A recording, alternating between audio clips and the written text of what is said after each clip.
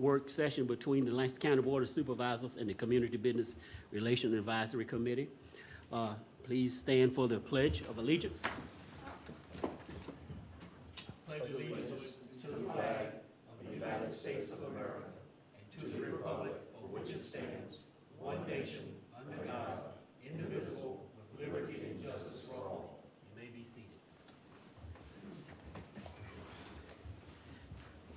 I'd like to say thank you to the advisory committee here and our two board members that's on that committee. Thank you for the work that you've already done and the dedication that you have to it, and the concern that you have concerning the county and the future of the county here in Lancaster. At this particular time, I'll turn it over to Don and ask him to update us on the things that take place there. Mr. Palin, Mr. Chairman, you remember several months ago, I can't remember the exact date now, the Board of Supervisors established this Community Business Relations Advisory Committee to help the Board of Supervisors determine how the county could be business-friendly moving forward into the future. And this committee has met several times since that date when you established this committee, and it's gotten to a point now where they need the board's, I guess, blessing on what they've done so far and some guidance on how to move forward. And so that's how we've gotten to this point. I know Paul is, he's been facilitating all of the meetings that the committee has had to date, and I think he's ready to do the same thing tonight. Okay, well, at this time then, we're gonna ask Mr. Shakatano to come forward and do your thing, all right? What happened here, Paul? Already technical issues. Yeah. What was, I'm sorry. All right, just sit right there. I thought you were coming around the other.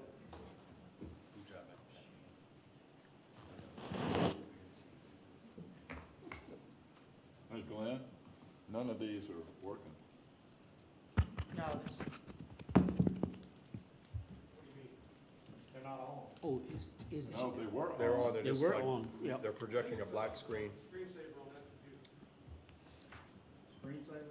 yeah, that's what I was thinking. But Is Jack online? Larson, Mr. Larson?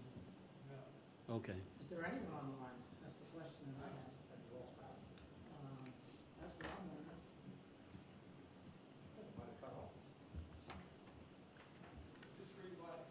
Yeah, maybe we ought to divert to yours. Oh, it's coming back. It's coming back. I don't know why, what happened. Oh, well, I thought it was, but maybe the plug wasn't. Yeah, it's Now up it's now. coming. Mhm. There it Got is. it back. We're back online. All right. So, do I need the mic? Yes. Yes, thank you. Okay. Well, tonight, you'll see, if you'll advance one slide, Don.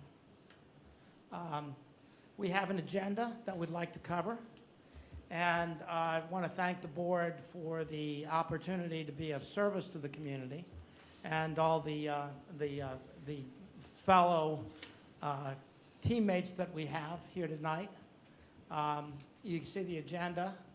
We want to introduce our committee members. We have a purpose statement, and we want to make sure we're clear on our purpose this evening. We did a lot of work on what we would like the county to look like in the year 2035. And we have a common vision that we want to share with you. And we want to make sure that that vision is shared by each of you. Because the whole presentation, the whole plan is built on sharing a vision. And once we get through the vision, we're going to talk about what we came up with as our strengths, our weaknesses, where we thought we had opportunities, and what are the threats to the county. And once we do that, we're going to go through an exercise on building on our strengths, overcoming or minimizing our weaknesses, capitalizing on the opportunities that may be available to us, and minimizing our threats. I have some slides on supporting demographics. I have the identification of what I refer to as the initiative that we'll need your approval on, and then supporting strategies for that initiative. The strategies, I believe we have 6 strategies. They're very far-reaching and encompassing when we get to there. And obviously, as we go along step by step, we want your input, because it's our plan, it's the community's plan. And not only with this board, but with future boards, they are going to, we're going to have to integrate our work product into the operation of the county and into the reporting mechanisms, so that there's a roadmap that the county will follow going forward from a strategic standpoint. I encourage everyone's input. I don't want to be here for an hour and a half or 2 hours just talking by myself tonight. Okay, so please, we have a board up here. Actually, I want to share a slide with you. This one right here. So just to be clear before we go on, we're going to come up with an initiative, right?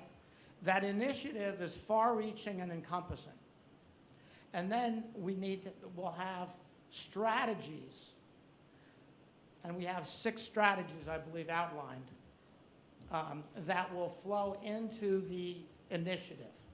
Now, once we get past the strategies, that's where we want you guys to say, yes, you're on the right track, because the next layer, the next phase, is to come up with objectives with goals. Okay? And when we get to that point, we're in the nitty-gritty. This is a goal. We want to do X, Y, Z in 18 months. So we want to do X, Y, Z in 24 months.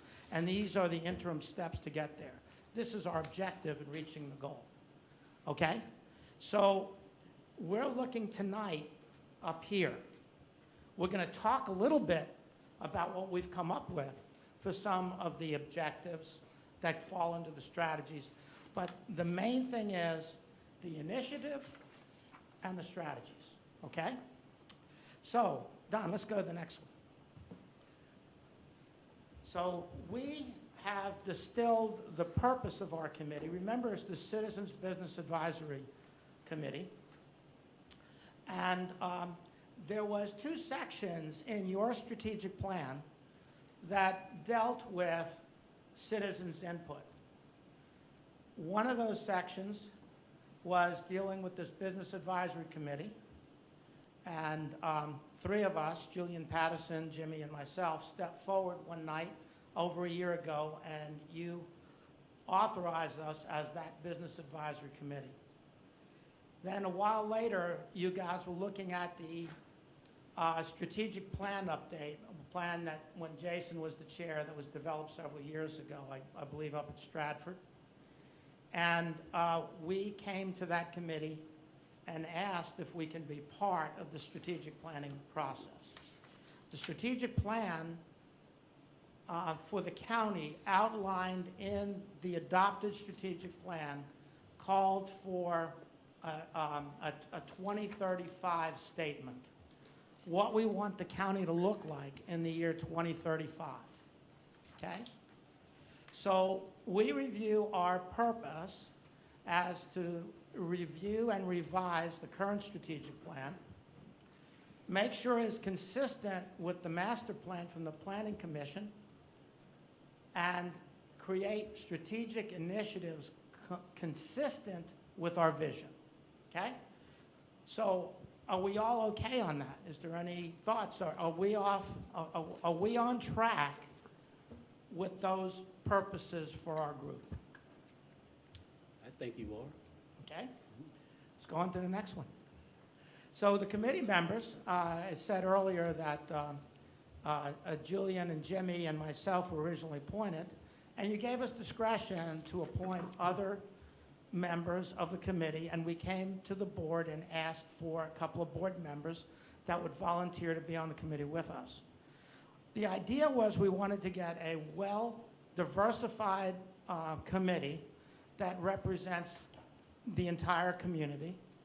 And with the 2 supervisors, we have Bill and Jason as an entrepreneur and a big investor in this community. We have Julian Patterson, Jimmy Carter as a developer, Susan Cockrell is the town manager of Kilmarnock, and all the progressive nature that they've had under her leadership and their town councils has been awesome.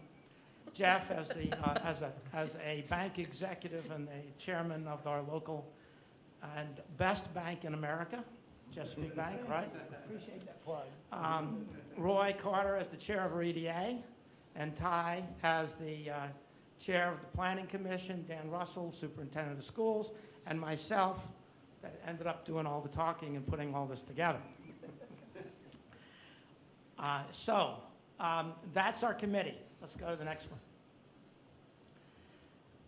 So the first thing we wanted to do with the expanded committee was go through some of the work that the three of us had done earlier on, and then the five of us, because we went from 3, and then we added Jeff and Susan, so we had 5, and we went through a lot of different exercises of what we as committee members wanted to see what our county looks like 13 years from now or 14 years from now. And what you see here is some of the ideas that I actually put on flip charts and then transcribed into our presentation. So we'd like to see a full spectrum of community, goods, service, jobs, and opportunities. We wanted to see broadband for all. We wanted to see a 21st century school system that was able to retain workforce population in the area, attractive for those relocating to our community. We wanted great recreational facilities, including water access, parks, and trails. A tax base that is sufficient to fund the needs of the community, affordable housing and rentals. Go on to the next. And I don't use the word affordable in the sense of the legal sense. We just mean, middle-class housing that's achievable by a large part of the population. A progressive and protective healthcare system, a cultural and arts center for learning and development of skills, a reputation for community involvement and volunteerism. We want us to be a tourist destination. And you can see in all caps on the bottom, we want to do this by and retaining the rural character of our community. Susan posed the question when we wrote that down, what does that really mean? And so as we go through, it won't be a subject of a conversation, but the work product that we have is going to retain that consistency. I think if we go to the community with a plan and we say we want to have smokestack industry in Kilmarnock or Lancaster, the courthouse would be jammed against it. We want to have a community that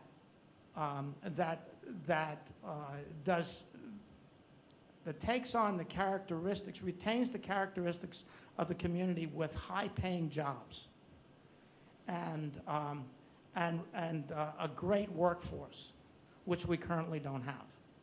So let's go on. And so this is the vision that we came up with. And this is the first stopping point for me, because I want you guys to digest that and say, yeah, that's us too. We want to see the same thing. Because if you don't, we need to refocus, right? So this has been wordsmithed a lot of times by different folks, including the last meeting that we had in August. And Julian came up with the tagline on the bottom, Lancaster County, a highly desirable place to live, work, and play. But if we look at it, remember the inputs we were looking at. We envision, now remember also, we're looking at 2035. We're not looking at a road to get there. We're looking at a picture on a wall, okay, that says, okay, that's the finished product.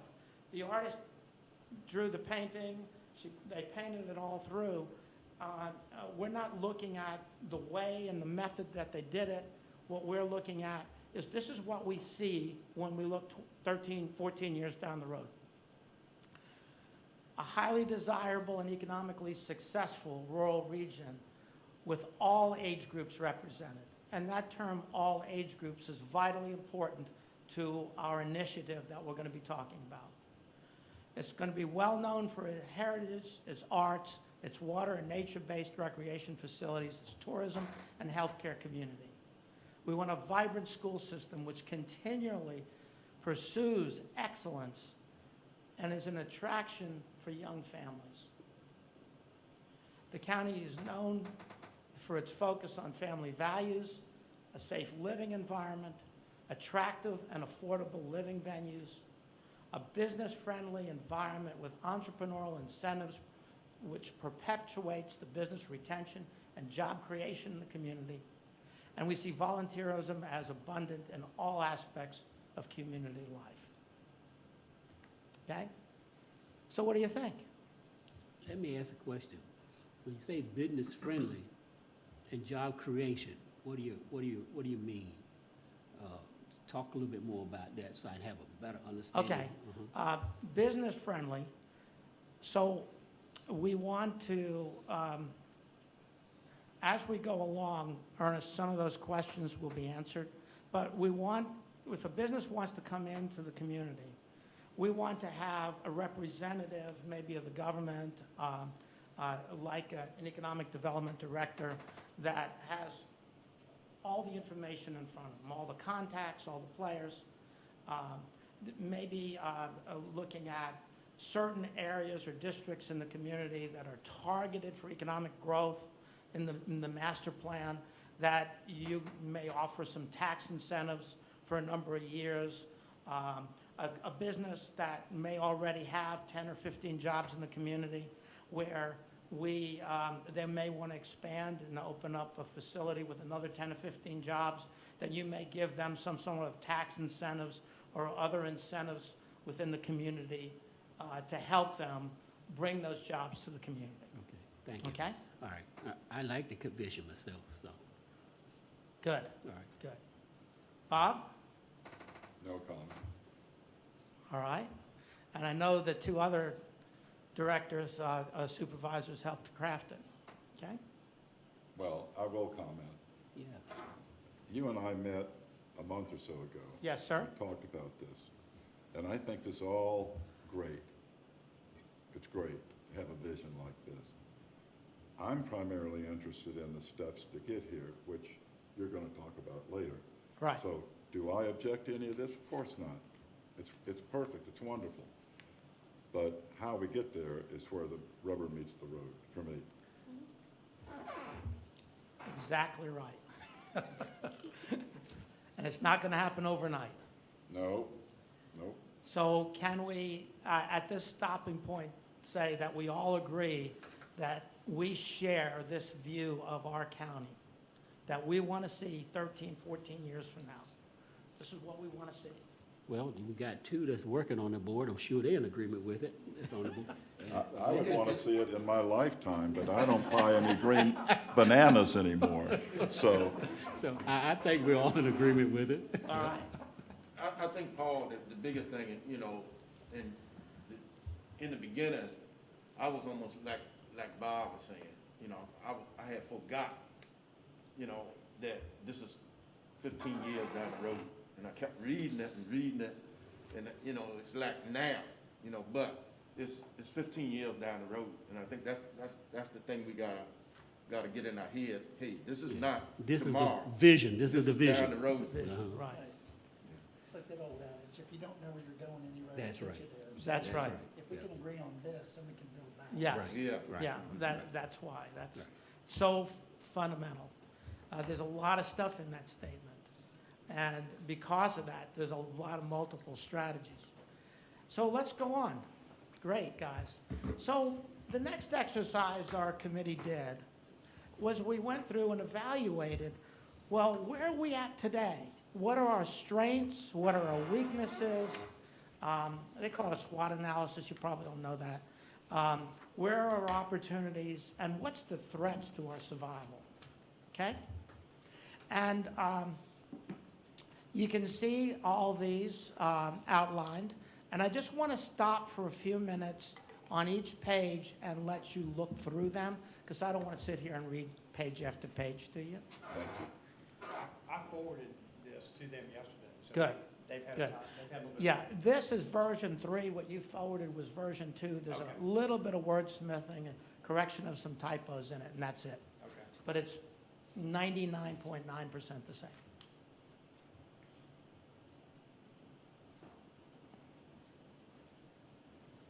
And so, as you're reading through this, if something comes to your mind, let me know. If it doesn't look like we are addressing it properly, or if something new comes up that's not on the list, we want to know about that too. And I'll get my pen ready. Is cybersecurity already started, Dr. West, Dr. Russell? Dr. Russell. All right. Is cybersecurity already started in the system, school system?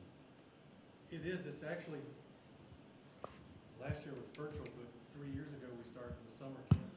Okay. It's funded by the Education Foundation, and it's through, it's not William and Mary, it's Radford. It says Radford here. Thank you, so, yes, sir, it is. And All right. last year it was open to all students, and there were different levels of not only cybersecurity, but robotics, and Okay. they actually had a little device built home they could construct, so. That's good. All right. Good, thanks.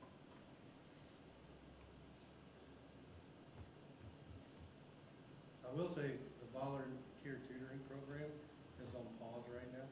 Yeah, Uh, yeah, I can understand that, yeah. because we have 55 volunteers ready to come back, but we're gonna wait until Yeah. the numbers fall.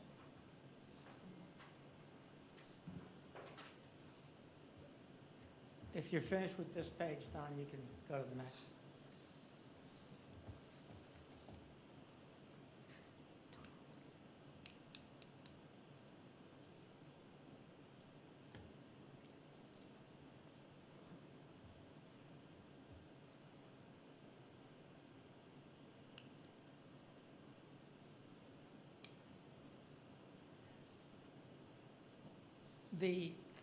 Under strategic, the last bullet, absence of understanding on how to retain influx of new residents.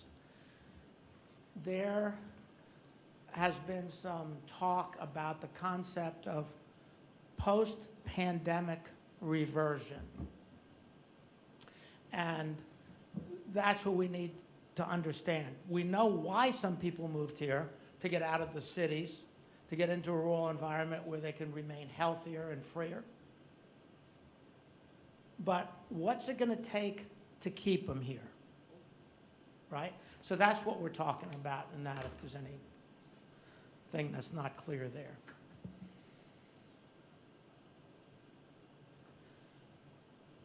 Under community, the loss of working age population is the centerpiece of what we're going to be talking about.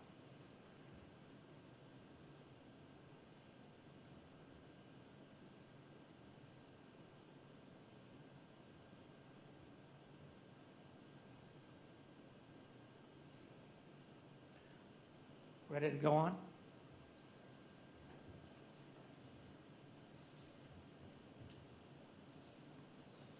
Yeah.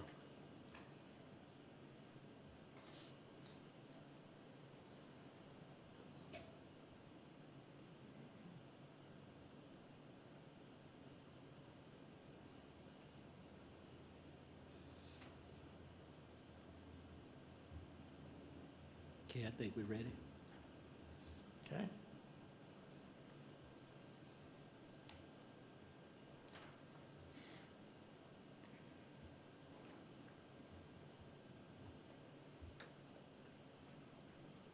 What is a remote workforce gathering center? Feel like the Like a community college? WeWorks.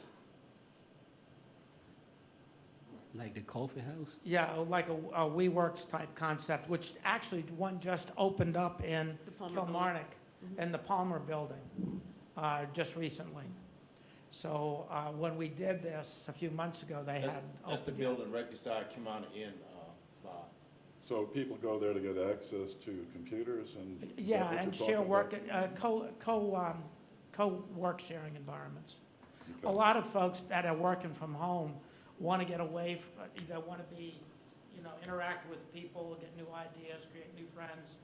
I know, like my daughter down in Miami Beach, she goes to a co-work sharing environment 3 or 4 times a month, just to get away from the house and to interact with other people and get some suggestions and ideas and work from there. Well, they had one in Whitestone too, didn't they? That was what you do, the onshoring, tried to develop that back behind the restaurant. Don't know. Yeah, I don't think that ever got any lift.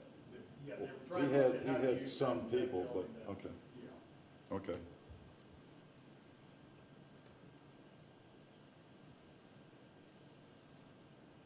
But it's taking on a whole new emphasis now with the whole work from home. Okay. So look at that list. There's some pretty interesting stuff on that list. And any other comments on any part of it? All right, let's go on to the next.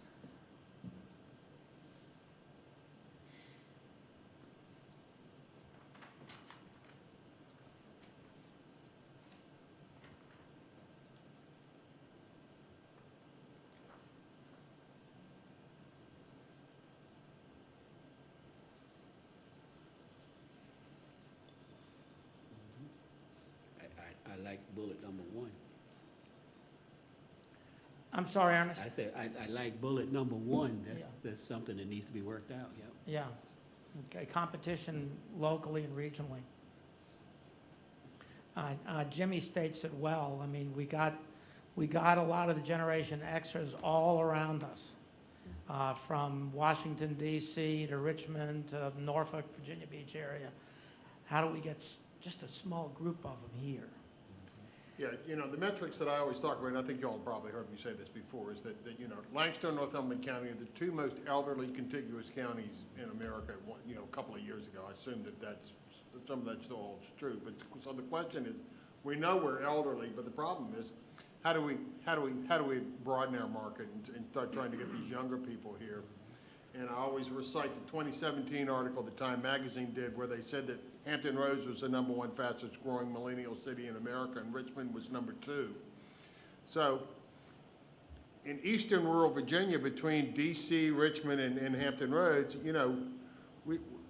while we talk about here that there's lack of things for 20s to 55-year-olds to do, well, that's just true in all rural areas. But in terms of eastern Virginia rural, we've got more going on than anybody else. And so it feels to me that competitively we're advantaged to start attracting another market, a younger market. And, the question is, what else needs to be layered in there to really separate us from the pack? But I think we're already separated, but we need to stay focused on that. I think we could be one of the best rural markets in America for millennials that exist. I mean, if you take the metrics of #1 market, #2 market, and the DC, Amazon, all that, I think I'm feeling pretty encouraged that the timing's right for us to build that side of our market that we haven't been able to build before. The whole work from home stuff feels like there's some momentum. I like that Yeah, idea, the I like that idea. demographics we have are a little bit older. They're pre-pandemic demographics. But, yeah, go ahead. But hold the phone. Yeah, I understand what you're saying, and I Right. hope it's true. yeah. But if you really look at things, you're comparing this rural county with 3 metropolitan areas, 2 of them major metropolitan areas.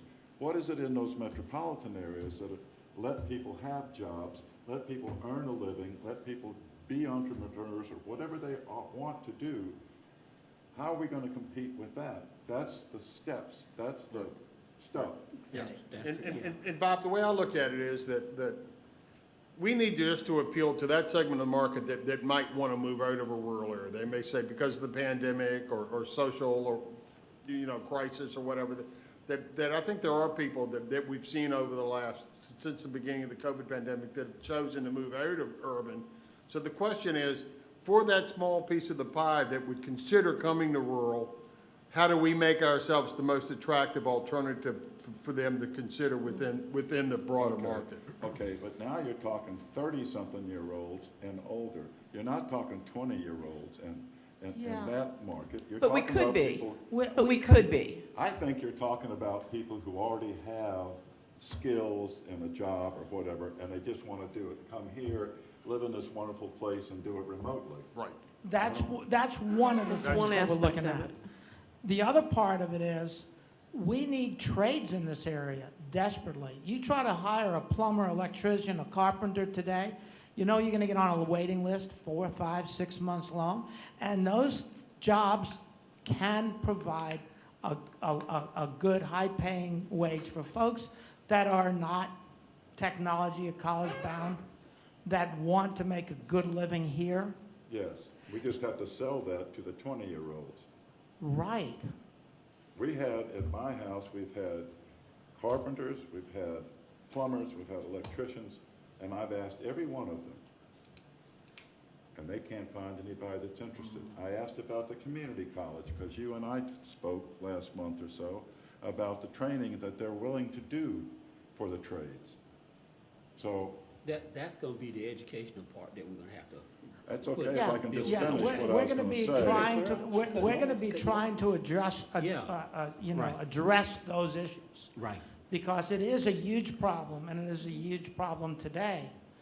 But let's go to the next slide. That's when we get down to the strategy part, is when we start talking about all this. Well, if we get 30 and 40-year-olds here, those are like prime age for like families and people having children. They'll bring their children here, and so that kind of creates that flow. They might not be permanently living here, but it creates that flow of them coming here and getting acclimated to this water environment, going out on the river and things. And so that's where you can get that pipeline basically built to keep attracting and having these people come to this area. And then when you bring them in here, they come in with businesses and stuff, they may be 30, 40 years old. If they get a business and develop those businesses, they can hire the 20, the 18, the 17-year-old and pay them a decent wage.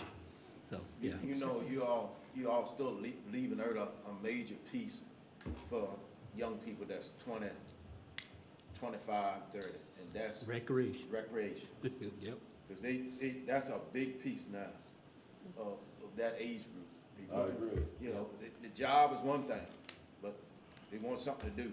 And I think that's where we get into the goals and the strategies. right. And we're really Yeah. focused down on expanding on some of the initiatives we already have, like the no boat tax in the river realm and selling that brand that we are. Right. I think if you can paint that vision and that brand, if we don't get them here permanently, we can certainly get them here traveling for weekend trips and things like that, and staying in Airbnbs and their hotels and spending their money here. And that's also a positive thing. So when we're looking at what are the threats, I'll come back to you, Bob. What are the threats to our community? I think we all agree on what they are that you have listed here. We all agree what you got listed. I was impressed by the Planning Commission's August 19th meeting, because it was brought up at that meeting about the comprehensive plan talks about public access to water, talked about working waterfronts and trying to preserve those, and yet, historically, the Board of Supervisors has not taken advantage of what they could have taken advantage of as far as properties that were for sale or available or donated to the county. So it's really going to take political will for the Board of Supervisors to make these recreational things available. Mr. Huffman, the person who wanted to get the rezoning, it came before you guys, pointed out Morgan that... Seafood, the Morgan Seafood spot. Yeah, but I'm talking about the man. I can't remember. Robertson, thank you. Pointed out that he came from Stanton, I believe. I think it's Augusta County. Talked about the number of parks that they have throughout that county for people. That's what we're talking about here. We have water access. We should have it. But time after time, we've lacked the political will to make it happen, even with property that was donated to us, because we listened to the neighbors who don't want it, rather than concentrating on the people who live in the middle of the county who don't have water access. So we need to have a sea change, no pun intended, for the political will that we want to have parks, recreation, waterside things, and we're not going to bow to the adjacent property owners because we have a greater vision in mind for the whole county. So that's what it's going to take. Having it words on paper means nothing. We've had that with a comprehensive plan for how many years now? So I'm just putting everybody on notice that that's what it's going to take from this end to let people have a place to go, to enjoy the water, to have a picnic, have a pavilion, have whatever it takes, go fishing. We have Yeah. ample places for that. We got a Dr. recreational Dr. strategy that we're think gonna Dr. be. Westbrook- Yeah, that's sort of Yeah. the driver of this whole thing, Bob. I mean, Yeah, but I'm have an saying the overall master rubber plan. stops here. Well, The Dr. Board of Westbrook, Supervisors let me has to say have this. that happen. I know exactly what you're talking about, been on this board for a number of years, and you're correct. But as I look at the present makeup of the board, I believe we do have political will. I hope so. Yeah, we have it. But one of the things that we're gonna offer is when we have a strategic plan that's adopted and in place, public education is a strategy. Yes. And people have to understand the reasons why we're doing what we're doing. Yes. And we're going to get to that later on because you guys, anyone would be intimidated by a room full of NIMBYs, right? No, they wouldn't. Not, well, maybe not you, but several of us. Okay, so we want to be able to change that paradigm. And if we really want something, we want a lot of folks that's supporting what we're doing here in the courthouse also. Well, there again, what you're saying is that we're only going to listen to the people in the room. No, You know, that's right. you make up your mind here. What's the best thing for this county? And that's the way you vote. You don't wait and take a poll to see how you feel about something. That's part of why we're trying to implement the strategic plan, and then you work the plan. That's the key part, because we've had a strategic plan and we ignore it. It sits on a shelf. It's words on paper. We don't have any mechanism for ensuring that we continue to look at that plan and that we're following that plan. Do we all agree what the threats to the community are, what's listed here? Do we all agree with I that? do have one comment to go along with the retention of employees, and it really is directly related to what Mr. Lee said. I'm gonna guess, and I don't have the data to prove this. Can you talk into the microphone? It's hard for me to do. Just quickly want to address the insufficient or ineffective retention. I actually think it's directly related to all this as well, but my guess is probably 80% of the turnover of the school division in my tenure here has been because younger people have nothing to do here and everything shuts down at 8 o'clock. I mean, 20%'s not, but I mean, most people we talk to aren't unhappy here. There's just nothing to do. They have to drive 45 minutes to have a nightlife or, so I think as this conversation evolves, it's gonna be directly related. It's all hand in Yeah. hand. So. Yeah, so let's go to the next slide for a minute. All right. This is it, guys. You got to look at this because this is the last 10 years. But I could go over another presentation and show you another 10 years back from 2000 to 2010. Look at our critical workforce age, broken out in groups of 5. We're down in the last 10 years, over 900 people in the 20 to 55 age group. Hold the microphone a little bit farther from your mouth. You got a lot of static. Okay, Sorry. I can give you a lot of static too. Okay, all right, 900. Now, look at this, the contraction of the school system. Look at how many less kids we have in the county. Okay? Those two are startling numbers. Look at the last, over 55 age group, continuing to age in place. Well, that puts a lot of pressure on the county. Lack of businesses. Let's go ahead and go to the next one. Okay, so the question we have, when we look at the demographics, we looked at what we have, is we're gonna look at how we build on our strengths, overcome our weaknesses, capitalize on our opportunities, and minimize our threats. That's what it's all about, right? That's what we have to craft the plan around. Next slide. All right, so this is it. This is a stop point.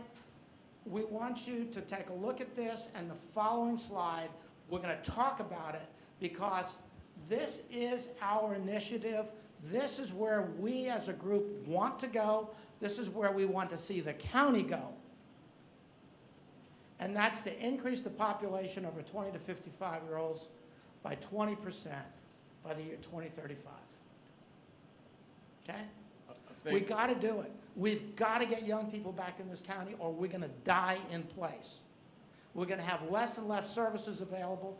You guys are going to have to allocate more and more dollars to emergency services, physical security of people. We're already, as Jimmy pointed out, one of the oldest counties in America. We can't find anyone to work in our houses, and it's just going to get worse if we don't change it, if we don't change the demographic mix in this county. I think one of the things we got to drive home with the citizens, especially the older population, and I thought I saw somewhere, Paul, in one of our meetings, we actually had the actual numbers of percentage of people over 50, over 60, you know. I was talked to two people in the last couple of weeks because we got to get the message out that we are losing young people. A lot of the people, older people, don't understand. They're not dealing with it. Now, this first lady I talked to, now she's 92, but she still got it up here. You know, and I started talking to her, and she never thought about it, that they were the majority. That when you start talking 60 and over, that's the majority. And she was a school teacher. She never thought about it. You know, she's off in retirement and been in that way and she never thought about it. And I said, well, here's the problem. I said, y'all are the majority in the county. And I said, I'm not making you to be bad people or anything like that, but we want to flip the script. We want the younger folks. And then I got talking to another person who wasn't quite that old, and they never thought about it. But if we don't sell it, the older people are not going to buy into it, because I mean they living good. They got everything they need, you know. So they not having any problem. So it's got to be sold. It's got to be educated, you know, that hey, we got to flip the script on this. We got to get more young people in, and some of the things you might not like music playing after 10:30, gonna have to deal with it. Yeah. Yeah, Bill. And so let's go to the next slide, because this is our rationale. And I don't know of any more important slide than the one you're looking at.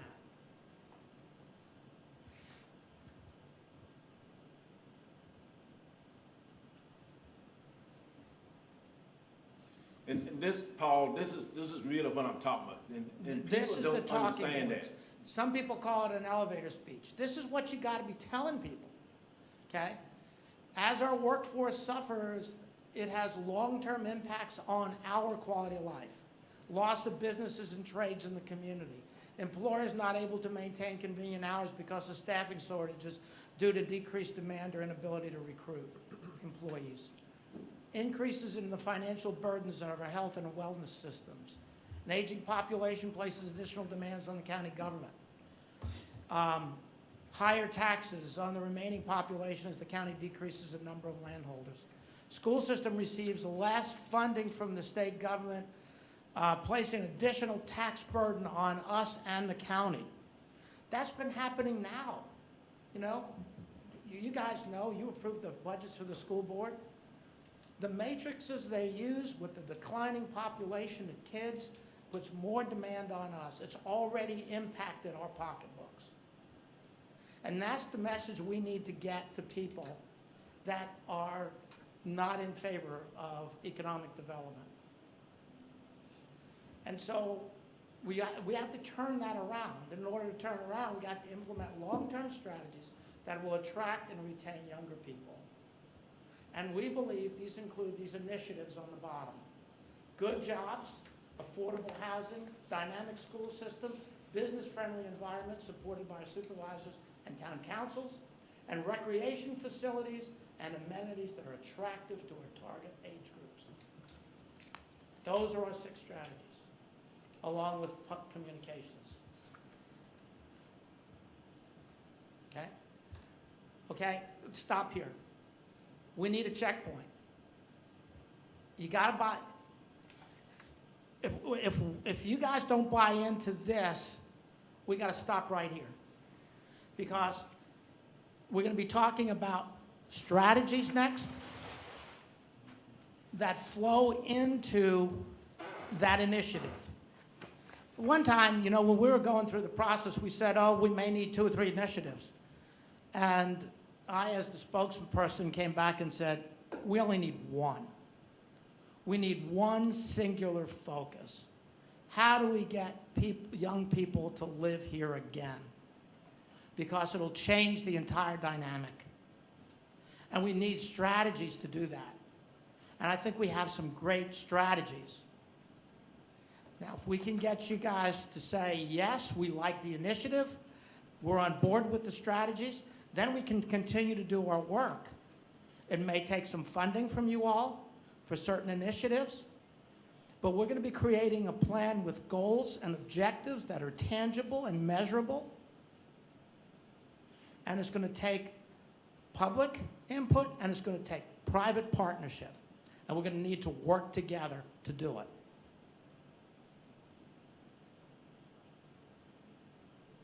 Okay, so you 4 supervisors need to give us a checkpoint right here. You need to say, Paul or group, we agree with this. We want this to be our initiative. We want to get young people back in the county.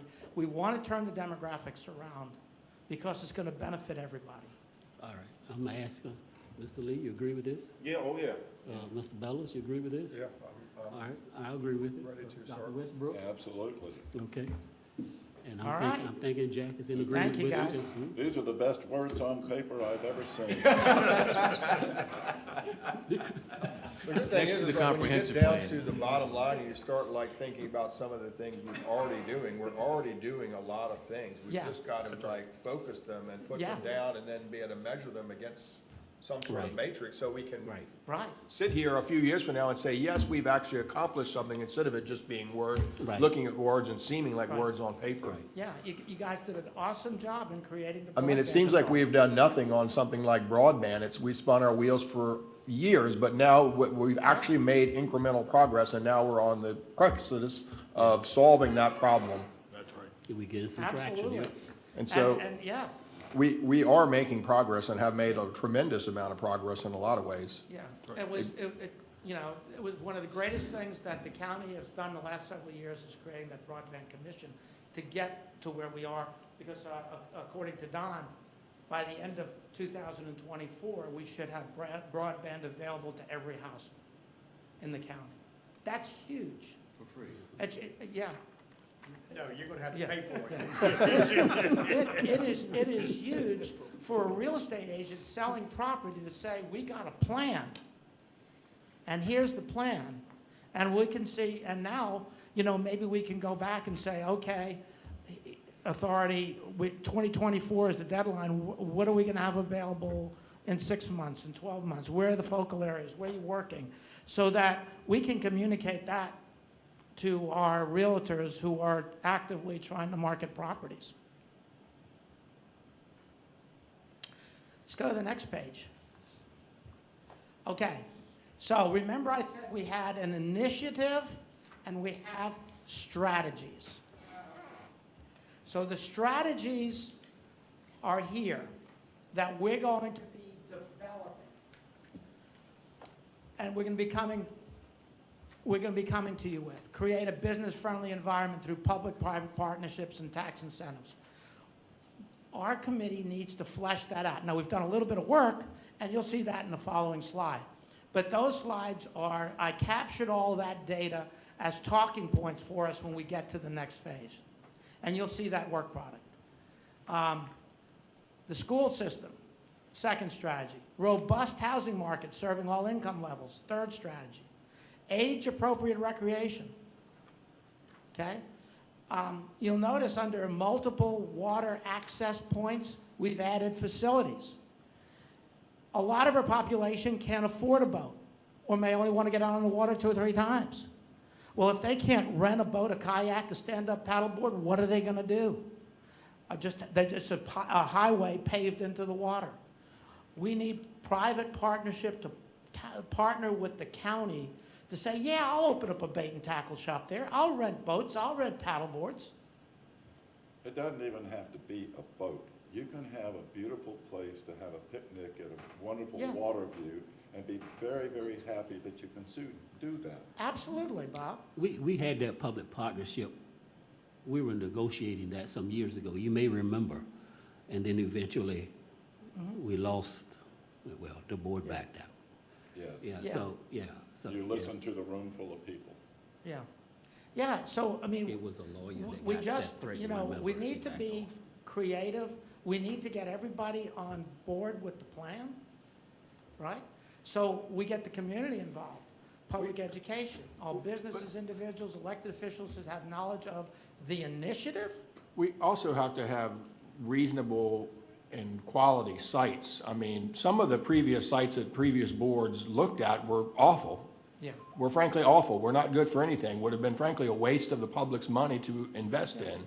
And so we have to have quality sites that are going to be reasonable and good investments for the taxpayers' money. And I'm not sure that we necessarily need more boat ramps at the moment. We need fishing piers and beaches and stuff like that. Get people out there. We don't just You're need right. more boat ramps. Mhm. Those this- are nice, but primarily we need real access, which requires people being able to fish, get out on a pier, get out on the beach, those types of things. That's what people really want to do, and will really attract people here. And we have a public access authority, the Northern Neck Planning District Commission, Chesapeake Bay, Northern Neck, Chesapeake Bay, Public Access Authority. And we have theoretically 2 representatives since 2006. I looked at the minutes of every meeting. There have been 18 meetings in 15 years, I think. Matter of fact, I got it right here. And it hasn't been one since 18 2018. meetings in 15 years, and they haven't met for 3 years. And these are the people who should have been charged with finding those places and making the recommendations of what should be done with those places and bringing it to the board. But as far as I know, and I don't know everything, I don't think the Board of Supervisors ever got a report from them. Well, Dr. Westbrook, like you said before, the political will wasn't there to tell those people to do it. Well, the political will failed, just like he just said. You have a 25-year lease on a place at Ashley Cove. A And terrible site. I don't know about the site, but I know. I can tell you. Well, I'll just tell you what I read, okay? And we can take turns. All right. But Bill Pennell said the plan was for, I believe, a picnic area, boat launch, and different things. And it's a 25-year lease that started in either 2006 or 2007. So I don't know how terrible it is. Some property was donated, and it only had like 2.5 feet of water depth or 1.5 feet of water depth in other places.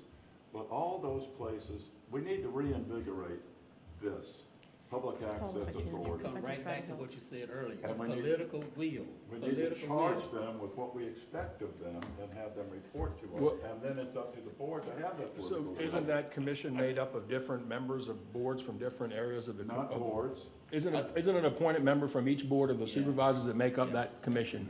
Paul, I think we're getting down in the weeds. Yeah, we are. Yes, thank you. We are, yeah. So, yes. So what's happened in the past has happened in the past. Yes, and we have to learn from that. We can't change from it, we can learn from it. But what we have to do is put in processes in place and make people accountable and have report back dates and you know, if it's site selection committees, the site selections, how do we get to them? You know, you guys own a whole lot of property. The county owns a lot of property. And we got to look at those, you know, when we'll be getting into the weeds as we go further in. So let's go on to the next slide for a moment. So this is another, what I'm going to do is now is talk at a high level about the strategies we have, if any work has been done, and then with your approval now of the initiative and the strategies, we're going to start fleshing them out so that we can make progress on recreation facilities. I've got a lot of ideas on, I think we have gaps in our whole recreation program for children and teens, athletic program. And so one of the things that I'd like to do, and you know, I'm jumping the horse right now too, I'm getting ahead of everything, but is to have meetings with the Boys and Girls Club, the YMCA, Dreamfields, and say, okay, where are the gaps of the school system? Where are the gaps? How are we going to fill them? What do we need to have a robust program of extracurricular activities for our children? Make it best in the state. What do we need to do to that? And we find the gaps, we'll see who the players are that can fill them. You know, the same way with boat ramps and other facilities to rent boats or get out on the water, bait and tackle shops, whatever it is. So what I'm doing here is just looking at some of the strategies we've identified, and if there's anything that we need to do further with them. Like here, we're talking about broadband. Huge, right? This is one of the things you guys have been working on for years. We believe it's a pivotal strategy to attract and retain residents. We think the pandemic has magnified the pace of change. And there's going to be a lot of folks that never really do return to an office. Some may be hybrid from now on. Some may have to go to an office once or twice a month. That's what we're seeing right now. A new work-at-home population will bring their job with them for a quality of life that is attractive to them. That's the kind of thing that's important to a community like ours, especially if it's this child-rearing population that we're talking about. And even if those are not working, we're still using the technology for education. We have extensive uses of technology for shopping and recreation now. So we need to get our businesses. One of our strategies may involve getting all the local businesses, you know, online and selling things online. I was talking to the owner of the little Anna's Pizza the other day, and I said, well, you can order electronically here now. And he said, yeah. He said, it's been a godsend. He said, the orders come right into the kitchen. We get them out. He said, I can't tell you how important it's been to our business.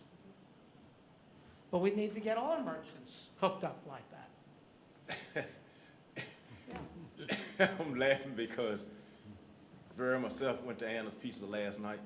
You know how long we waited for our meal? 45 minutes. Wow. We almost left. And when I got up and paid the bill, the manager came out there and took half off. And she said, if you know anybody that can cook a little bit, please send them in here. Yeah. That's part of our workforce problem. Can't find nobody, Yeah. you know. Yeah. Kilmarnock Inn won't open for dinner because they can't find anyone to work. Especially if they're 20 to 25 years old. He left. So we do say here, so we're identifying a strategy here and what's being done about it. In this case, the county government created a broadband authority, has developed an extensive plan, has created partnerships to reach the remaining 2,700 unserved homes by December. All unlike the other strategies. This one has meat on the bones already and is being executed against. Yeah, we may just ask them for some interim goals. Right.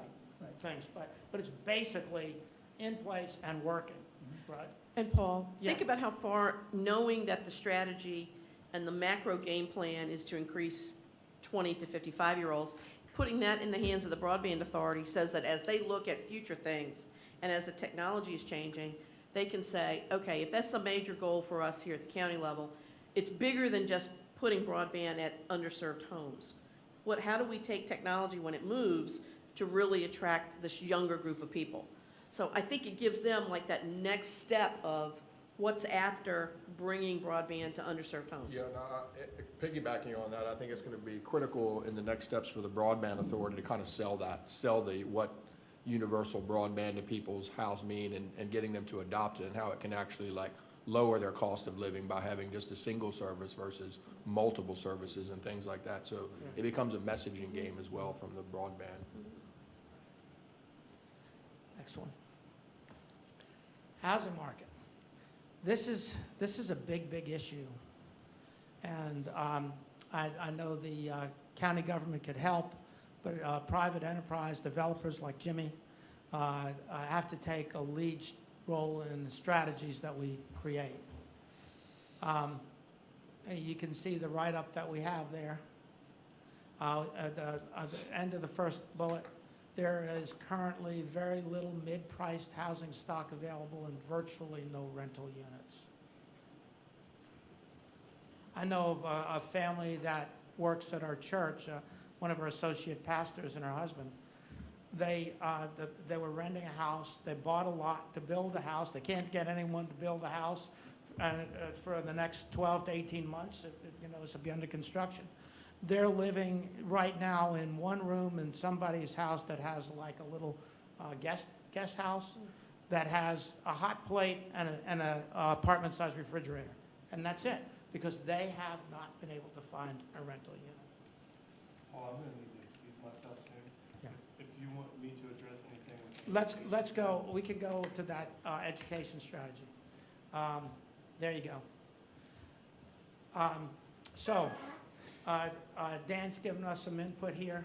Dynamic school system, we believe, is essential to attracting young families to live here, but also it's important for the existing population.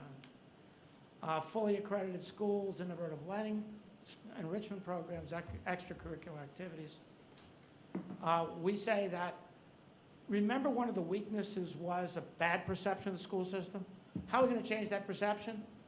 We got the school system needs to advertise and promote its successes and keep all interested parties informed as they progress through marketing strategies that communicate these successes to the community as a whole. Okay? Just Dan, wondering. we know we have this critical work shortage in like the trades. What is the school system doing, or what can we do as a partner to basically create a similar system of what you're doing for recruiting teachers and maintaining new teaching staff? How can we create a pipeline directly out of school to trade jobs available in this community and sell that by basically incentivizing kids to know that they can walk out of high school with a certificate in hand and walk into a $40,000 or $50,000 a year job in this community? Well, That's what we need to be messaging, and when we get down into the strategies and the weeds of We're this, because early that's on. physically possible, and I don't see that message still being really delivered really well from public schools. It still seems to be stigmatized a bit, and/or there's still this big push to college and not a really big push to pipeline these types of jobs. Well, I think our counselors are doing a much better job. We have probably our highest enrollment in the tech center since I've been there. Currently working with a couple gentlemen on a 21st century grant. They both have technology companies, and we could get our kids certified literally before they graduate high school or first year in. And they're probably looking mid-40s as a starting salary. So we have a couple of things going on with that, but I think our system, you're seeing a dynamic shift toward, the reality is we could have teachers training kids for a trade that would make more money than our teachers. Yo, easily. So we're starting to see that, those conversations are taking place. And part of that's gonna be as we explore a new school, what does that look like as far as what we're training in-house, even in Lancaster County, that's gonna do. But I think one of the conversations earlier, I mean, we're in a crisis situation, I think, as far as workforce in this community. We definitely are. I think a month ago, I would not have said that, but even as unemployment is running out, we can't find anyone. I mean, we can't find drivers, we can't find retired people to work, so I don't know. And it's not really a pay I don't know issue. that our kids are trained, if we trained our students, I don't know that they're gonna stay here, because those are the same 20 to 50-year-olds or 20 to 30-year-olds that are, when we train them with that certificate, they're probably going to Richmond or Newport News or somewhere where there's a nightlife. So I think all this is, it's cyclic in what we're doing. And I've said since I came here, we've had a lot of conversations, if you fix the schools, the business will get better, the community. It all needs to happen together. So Yeah. it's exciting to see this going. It's a because circle. It's a it stool, can't be really. an if-then statement, and it's been that. It's a circle. Now, one of the things I want to update, and I do have to leave, is we're talking about the steps being made, and I appreciate the Board of Supervisors. We're gonna have the annex finished probably early. We'll have to do some outside work, so it's probably still not gonna open until the fall. The middle school is on track, still to be finished and an upgrade of the facility, and our conversations about the new building. So as far as attractive schools, we're making a lot of progress on that. And I don't know if we're even trying to clean up what we currently have now, make it more attractive and, keep the grass mowed, paint the stuff and maintain while we're waiting to improve all that. So certainly these conversations are leading over to what we're doing, but I wanted to give that update because I think the community is starting to get excited about that. And hopefully most of you, if not all, business-wise and your homes have received a mailing flyer highlighting the stuff from the schools. And we're gonna do that quarterly, and we have a new one coming out in the very near future. I thought that was a really nice thing to do. Yeah, nice. The next one will actually be a welcome back of the different schools, and it'll also highlight the construction projects. And then we're gonna highlight some people working behind the scenes. You said the early childhood is planning to open and will be done for the next fall, basically? Yeah, yes, sir. It'll be done next fall. It'll be done, it's probably gonna be finished quite earlier than that. So, we're hopefully gonna have a groundbreaking and see if our partnership with the Y that they want to use that, get it furnished. But right now I don't know if anyone noticed our traffic problems on 3. Yeah. School open, so we're gonna have to address the potential traffic problem there. But it's pretty exciting. The And roof's finished on the what's middle going school. on with the middle school? Where are we on that? The roof's finished on that. We're in the final stages of the A&E, and we should see, hopefully, groundbreaking next month or two. And what is the tentative finish date on that? Do we have- Fall of '23. Okay, so like a year out. So, I mean, we're within the time frame of the '24, so rolling with everything. The plans are going well. The support from the community actually has been, I think people are ready. So I think these conversations, you hear most people are ready, especially if it's a reasonable plan. So those conversations have been good. Dan, I think if you're in the process of updating the school system strategic plan, some of the inputs and objectives and goals may flow into what we're doing here too. Well, that was one of the suggestions I made, and I'm guessing that'll be the spring after the new board changes over, updating the strategic plan. Yeah, and of course, they're gonna need to know what we're doing, and that's why you're on this committee. So you can give that type of input back, so. Yes, sir. One of the things is, when we selected some of the committee folks, you need to go? Yeah, go ahead. When we selected the committee folks, we wanted, they're playing a key role in our community. And we look at our job strategy, we have the EDA in there too. So does any more questions on education? Thank you, gentlemen. But this is something these are all things we're fleshing out. These are just conversations we've had at a high level so far. Just go ahead and, You want to go back to where we were? go to the next one, let's see. Recreation, I know that has been a big topic tonight, so I wanted to get there. So, in order to attract and retain young families, we got to know and understand the dynamic of what motivates them. We just had a couple with first and second grader move into our community next door to me this summer. We've gone out to dinner with them. I've been over talking socially with them. The woman is 39 years old. Her husband's like 47. And she was in Northern Virginia working with an economic development authority up there. And her interest is, what are we doing in this county? What's going on? She's really excited about it. So what are the things that you need for your family? So here's the deal with them. They came down here, they're spending a couple $100,000 renovating their house right now, but they've kept their property in Northern Virginia. This is a one-year experiment for them. they're going to see, they've been down here since the 1st of July, and they're going to see how it goes. And they said, if it doesn't all go the way they want it to, they're going to move back to Northern Virginia. The guy owns a business and he can work from anywhere. And so, remember we were talking about post-pandemic reversion, what does it take to keep people here? I want to keep those folks here, right? I want to get her, Elisa, plugged into the community, and her husband too. But we can't afford to have these really good dynamic people come into the county and then after a year, they go back. And when they moved down here, they said, you know what? We may only want to keep our kids here through the 6th or the 7th grade, maybe the 8th grade, and go back where we have good school systems in Northern Virginia for their high school years. And I'm saying, you got to hold on, because that's a long time away. Give us a shot. You know, get them involved. We need to get folks like that involved in the system so they can help change the system, become part of the system, and they'll be less likely to leave our community. So, so what's important to understand is, I believe, is the dynamic of what motivates young families recreationally.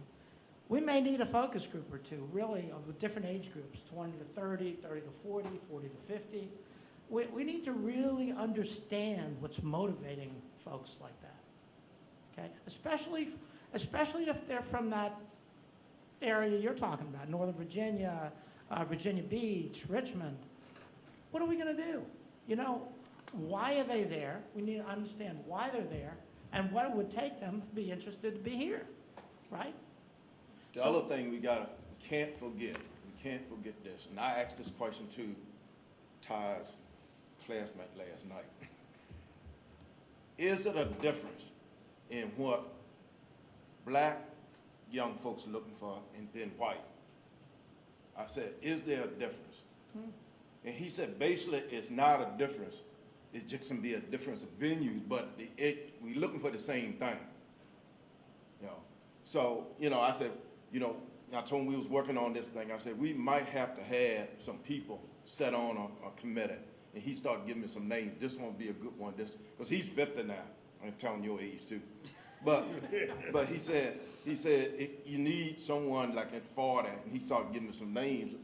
I think that's what we're gonna have to have, because I don't understand, you know, all the stuff. But he said basically there's really, you know, the black people that age and the white are still looking for the same thing. He said you might have to mix some things up.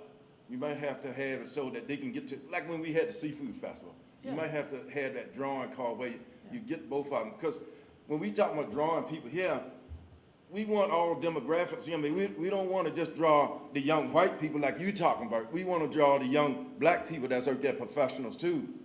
You know, we want to draw them into the county, so they got to have something to come here for and something to stay here for. They got to know that there's something going on besides the wine and cheese thing down that ties in. This is a good one. Yeah, that is a good one. You see what I'm saying, Paul? So we need to keep that in mind when we start talking about focus groups. We got to get the people that can really tell us something. Yeah, absolutely. Paul, just Yes. if I can add, that is exactly kind of what we do in regional marketing, is we figure out, to Jimmy's point, we figure out who's in that nexus between young, willing to go rural, and what is their profile? What does their profile look like? Because it's not everybody, but you get to the point where you define for a 20-something recreation, housing needs, school needs, et cetera. And we need to do that so that we don't end up with another version of what we have today. We've just moved it to 20, right? So I think it's we're gonna need help to do it, because we aren't the demographic. And we don't know what we don't know, and what we remember as 20-somethings is not what it is today, right? It's not your mama's Buick, right? Or however that phrasing goes. True. So we've really got to determine, with some assistance, what is it that people that we want to attract want? Because there's a lot of people out there who want a whole lot of different things, but we got to find out what that sweet spot is between what we have as a rural America and what a 20-something, a 30-something, a 40-something will find acceptable in rural America, and not try to target the person who says, I really want to live in a condo high-rise in DC, and that's where I want to live, and that's how I want to live forever. That's not our audience, and we don't want to talk to them necessarily. We might talk to them later, but if we can find that group that says, you know, rural's pretty good, and I am so attracted to outdoor recreation, because 20-somethings and 30-somethings are. We just have to define, and this process will help us, we really have to define who we want to go after. Because we can't go after, we're not casting a net to every possible person who's 20 years old. That is an exercise and a lot of resources we will spend not necessarily getting results right away. So we are going to have to target who we're looking for. And I think we have some folks that have come back and moved back that we ought to talk to and say, why did you come back? What brought you back home, so to speak, and try to start to piggyback off of that in order to move forward. Because we can't just go target every person under the age of 30 within a 3.5-hour drive. That's still not probably who our audience is. And I think, Yeah, you gotta piggyback remember, on that again, yeah. is that we not only have to attract those new folks potentially, but we also got to retain the folks that are from here That's and exactly right. moving back here. How can we get more of those move Yeah. backs here that are from here and have a connection? Because that's also growing that population, which has been a big loss. I mean, we could get back to neutral probably if we could bring back those people that we were normally were cycling back in the past to some degree that aren't as much now.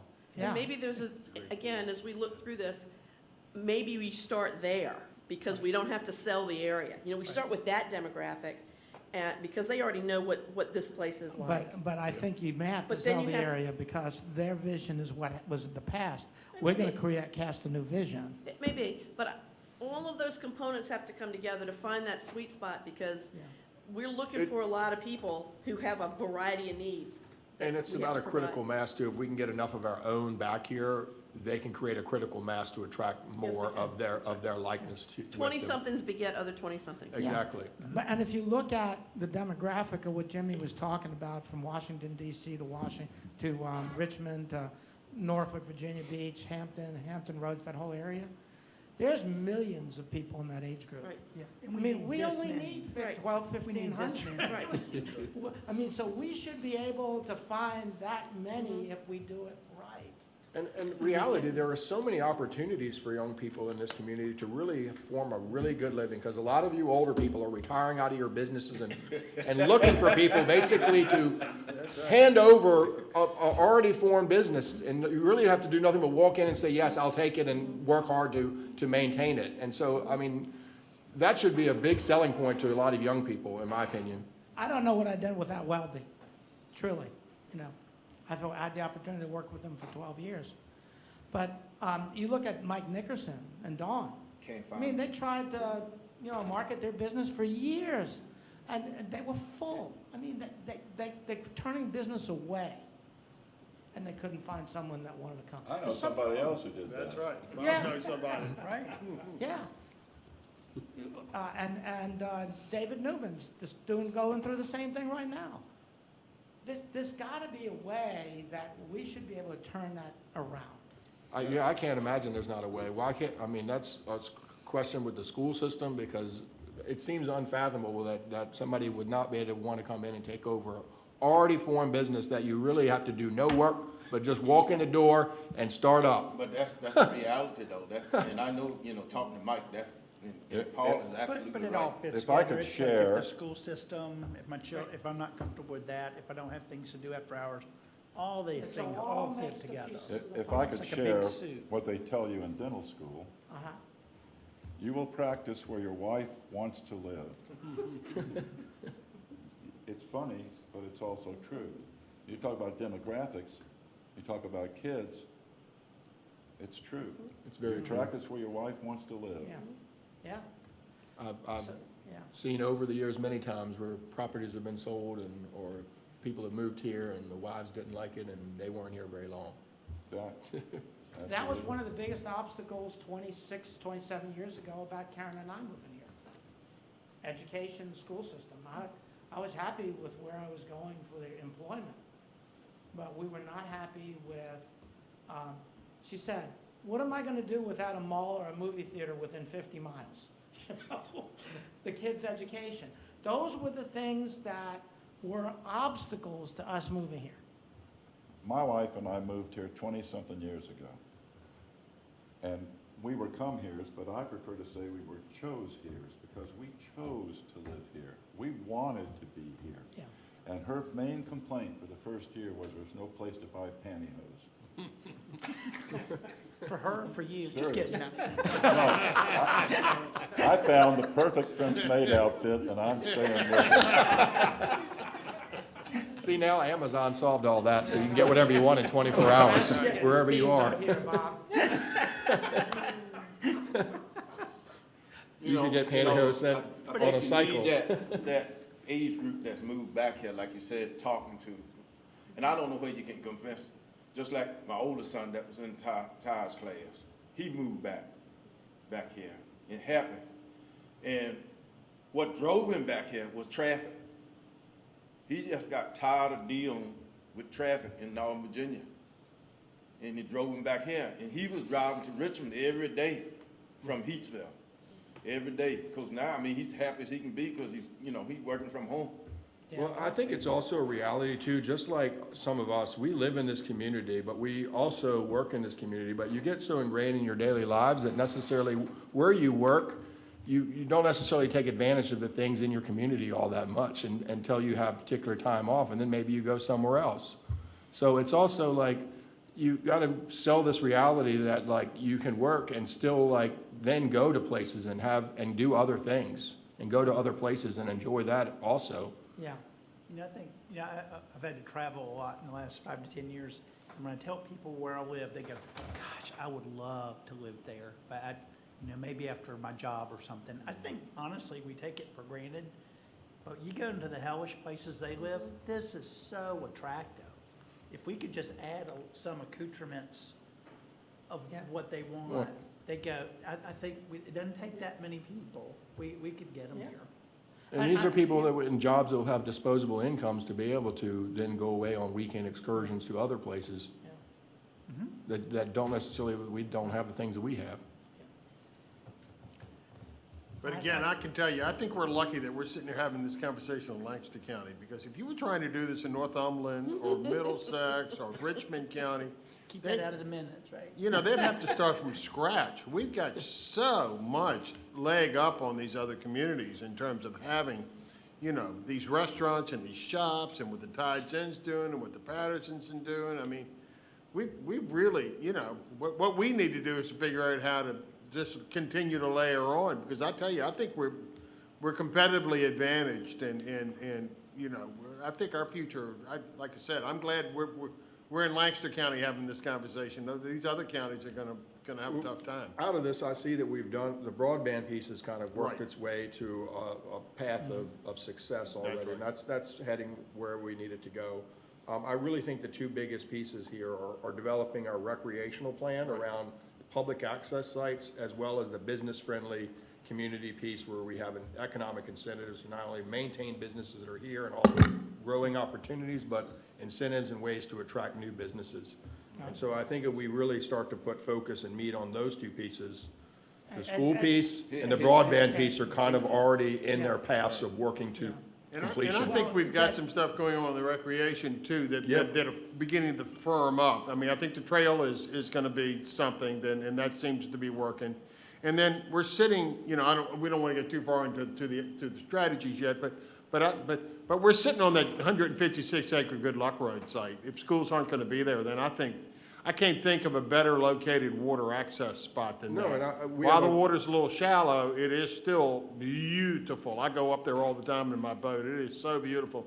And we'll never find a place with less pushback from the neighbors because there's no one that lives up there. So speaking to Bob's point earlier, I mean, it's an easy, and it's so well located. It's right at Kilmarnock. I mean, you know, trying to figure out how we can do some type of public-private partnership up there to put the infrastructure in there to make that a really appealing recreational site, I And it think could is be a a- real opportunity for Not us. only recreational, but could help some of us solve our workforce housing Right. too. It Well, could be a lot grander because plan. I was That's just right. getting ready to say, you know, you said these was the priority, but I tell you, affordable housing is a big issue. It's a big It's a big issue Yeah. in this area. And I think Back we to can that. not only do some sort of RFP or public-private partnership on that site to develop it with affordable housing as well, It could be a mixed use. a mixed-use sort of mixed development, use, Yeah, and have that public access piece. I agree. And I mean, it would be, and I think we could work that as a really, public-private partnership to be really beneficial to the community as well as the developer who would work with us. Yeah, and, you know, we're talking about these points with the supervisors. We've been, you can see a lot of these points are already been discussion topics that we had. I don't want to underestimate the power of that Tri-Way Trail. I know you guys probably have seen the videos that Jimmy has shown to the supervisors. You've shown the videos from other sites. Yeah, there was a video, I'm not sure Yeah. I'll have to send it Yeah, out to everybody. But, There but is- the point is, everyone I've talked to, I don't care if they're 70 or 20, they're all excited about it. You know, my daughters both jog and condition, and they would love the aspect of that. I've talked to a lot of folks around the neighborhood that are walking. What if we had a trail that went from Kilmarnock to Whitestone? Would you use? Absolutely.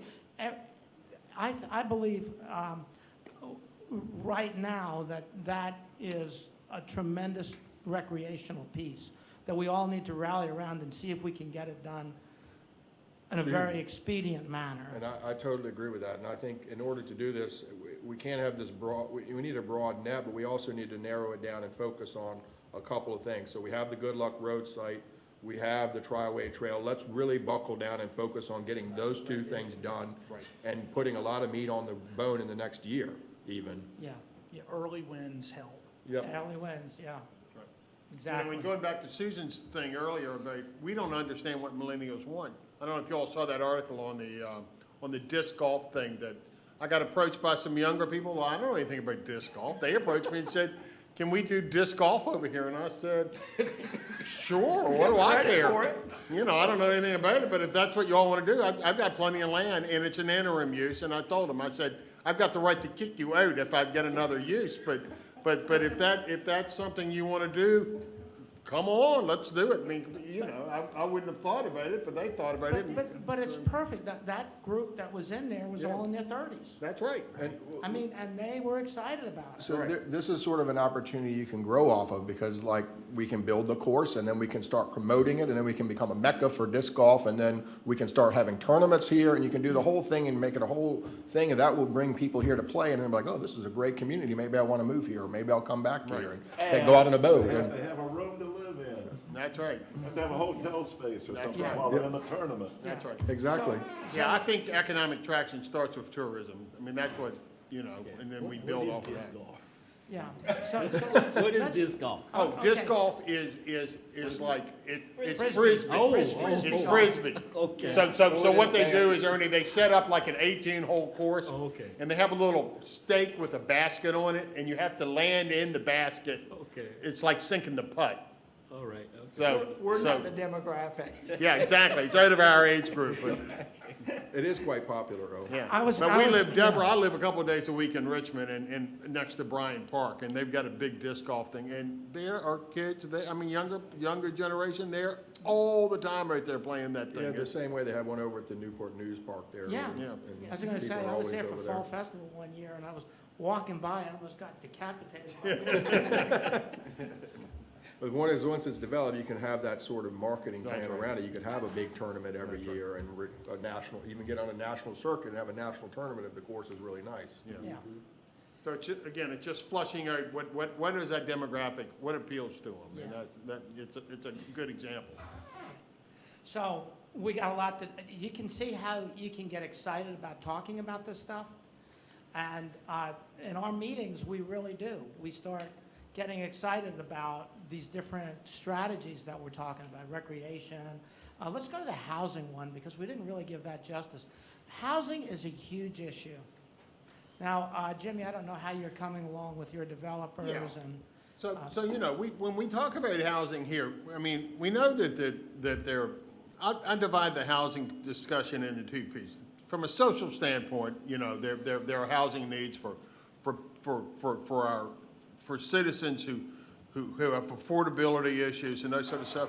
I think that our focus is not trying to solve all the social issues, but it's more trying to figure out how do we drive the economy. That was the focus of our group. So we're trying, it's a little bit different shading in terms of trying to create affordable, you know, low-income housing, let's say. It's more about how do we create, this group is more concerned, you charged us with building the economy. So what are the housing needs to drive a growth economy here? You know, I mean, we all know the rental problems. And I'll be honest, so I've got a builder coming in who's gonna start building more housing at Hills Quarter, but again, it's gonna be mid-income for this community right now, but it's still expensive. You know, what we really need are some apartments and that sort of stuff, but I don't know how, you know, most of the apartments we have here right now are government subsidized apartments, and that's not the types of apartments that we need. We need things that will attract these younger people. People probably don't want to move here necessarily and buy something initially. You know, I think to get those people here initially, we need to give them affordable rentals. But it's a very sticky wicket right now to try to figure out how to do that because, you know, lumber prices are up. The labor forces are all working on the expensive houses. It's something we need to focus on. It's a big deal, but I'll be honest, I'm having a hard time trying to create the path forward. The builder I've got coming into Hills Quarter is out of Blacksburg, and he's done a lot of apartment work. So I'm hoping once I get him in the saddle here that we're going to be able to start trying to figure out what would it take to start building some attractive apartments. I know the Tides Inn, for example, is having problems, and now they're looking at the Weems Road site that they have over there, you know, where you all have got that little park land over there on the headwaters of the Cartoma, over on the Cartoma. And I know that they're looking at maybe just building their own workforce housing over there. And it's a big problem, but it is complex. Everywhere. Yeah, and we'll probably have to have meetings, you know, one meeting that just focuses just on that issue. And But Jimmy, yeah. that guy you got coming in, if we Yeah. could, you know, I don't know his background that much, but you could take that Good Luck Road property. You Right. could do a kind of a conceptual plan of a mixed-use place, you know, Right. that you got, you know, apartments, nice apartments, and then, you know, you got the park area and things like that, trying to get, because, I mean, we got plenty of land up there. You can do all that stuff. Bill, I got plenty of land too, I'm trying to. But we are, I think we have we a are frisbee kind ball. of, you're on the Candace clock now. Yeah. So I think, No, but you're right. you know, something like that, that's what we need, because, you know, you're talking about young people coming back, the ones that was here, if they could come back and stay in a nice place, you know, a nice place, and they got a, you know, decent job, paying good, and just like some of the guys working around here, I mean, they working every day, they can't find another place to stay. Right. But if they had a good place to stay, you know, pay $900 a month, $1,000 a month, they can pay it, but they can't find it. It's not, it doesn't exist right now.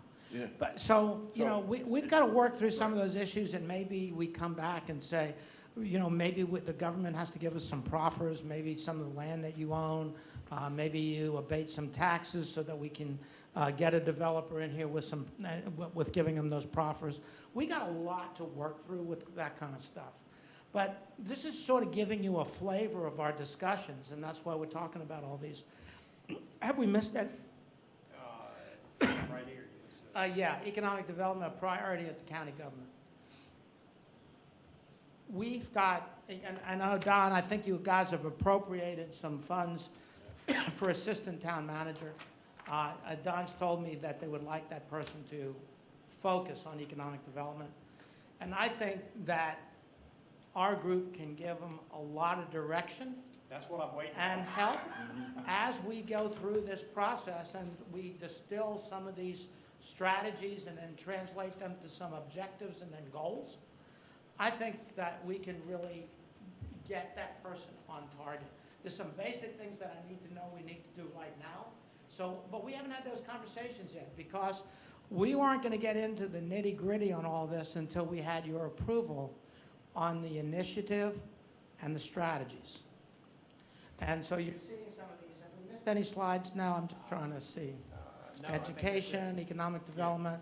All right, so what's the next one? Business-friendly environment. A business-friendly environment, recreation continued. Yeah. We've talking to the EDA about a possible grant program for new business startups. We need to be, I believe, proactive with the community college, especially in the economic. I mean, we got the headquarters of the Rappahannock Community College's Economic Development Office, Workforce Development Office right here, right? Jason has come out several times and said, if there's enough demand, we'll create a course. We'll recruit the students, and then you can, after we've given them the basic training, they can employ to you for a job. We've got to be able to use these resources better than we've been using them. And I think if we have a plan in place that we're spearheading and trying to coalesce these partnerships and collaborations, we're going to be much more effective in doing that with a plan that articulates some of the stuff. And sit down with Jason and say exactly what you can do. You know, if he needs 15 operations people inside of his Kilmarnock Operations Center, what type of requisite skills do they need? Can he give them basic training?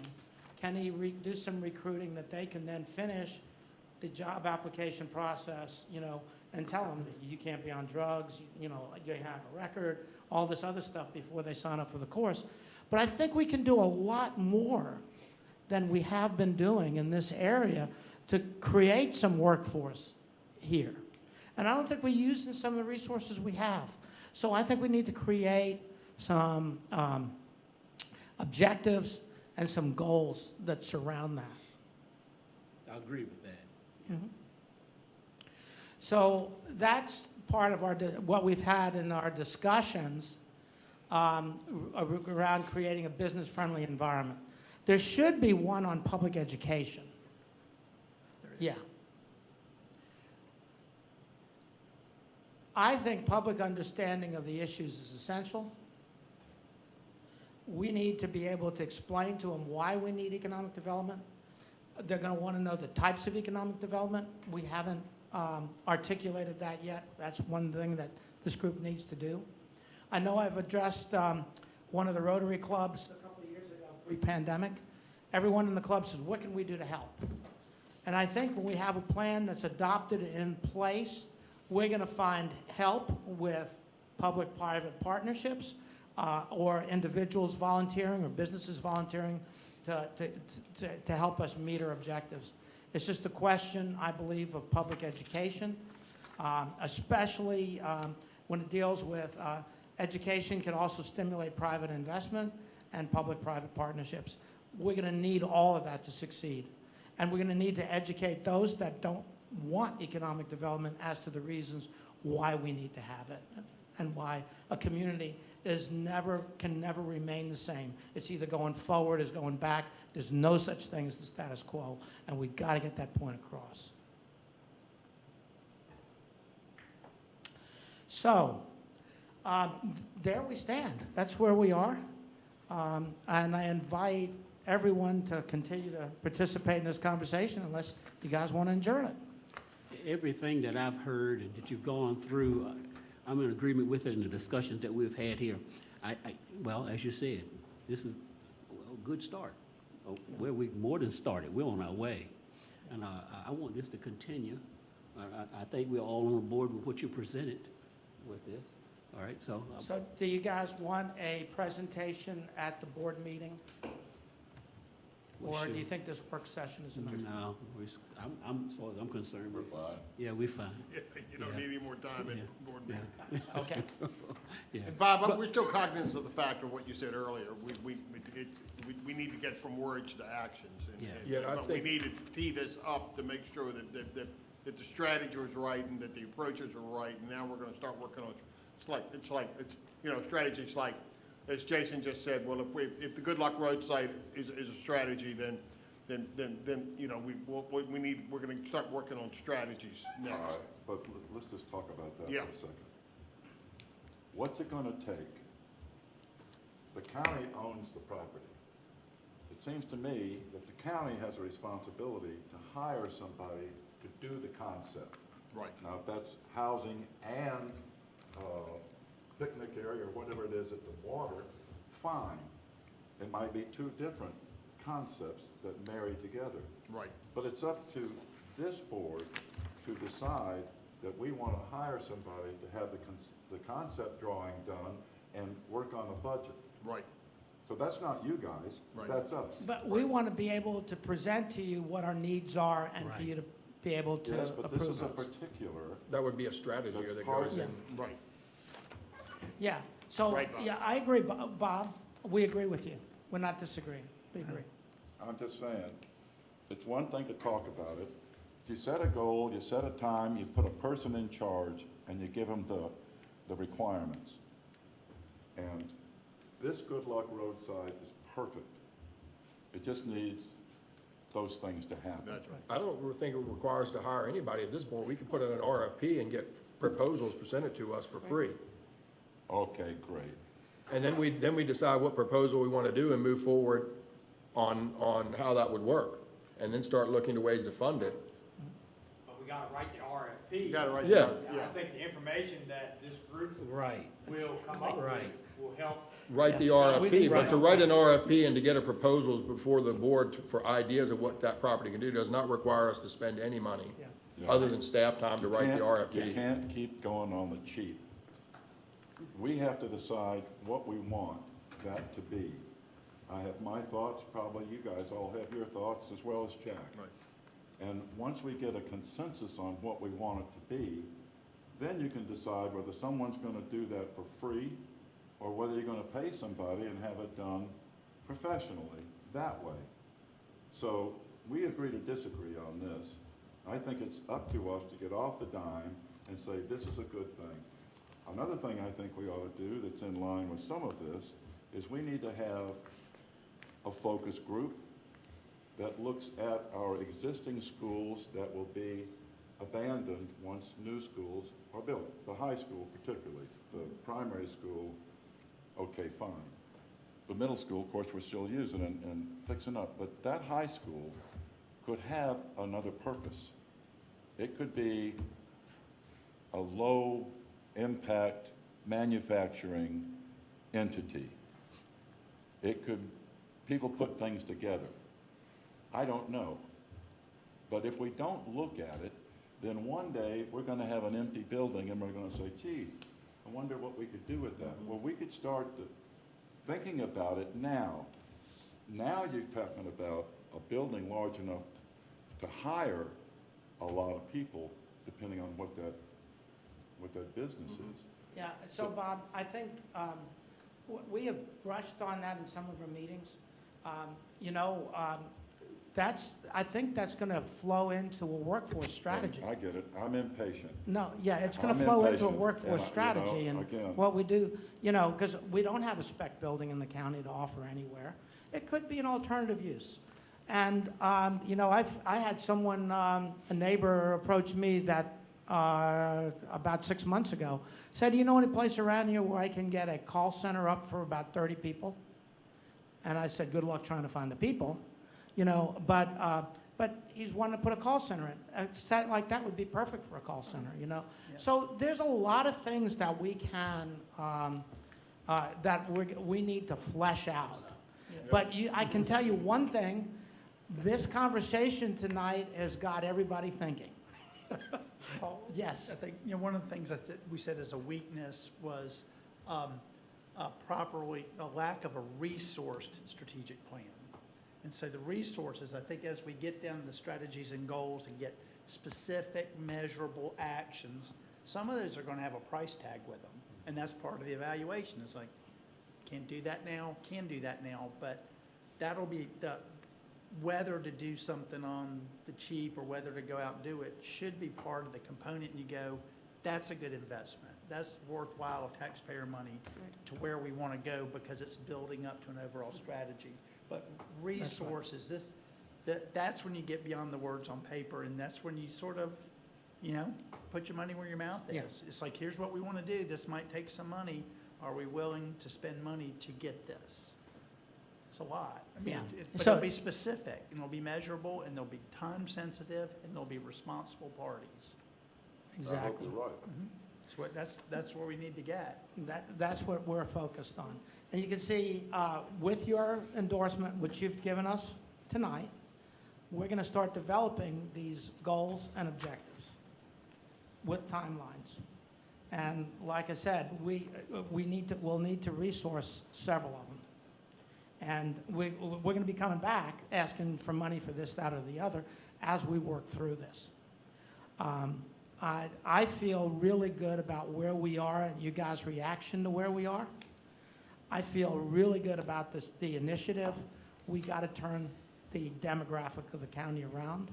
And you can see how all the objectives flow into that we have, strategies, excuse me. And so we are going to be working through these strategies, refining them, and coming up with objectives and goals for each one of the strategies. I think it's really important too, Paul, that everyone gets all jazzed up at the development of a plan.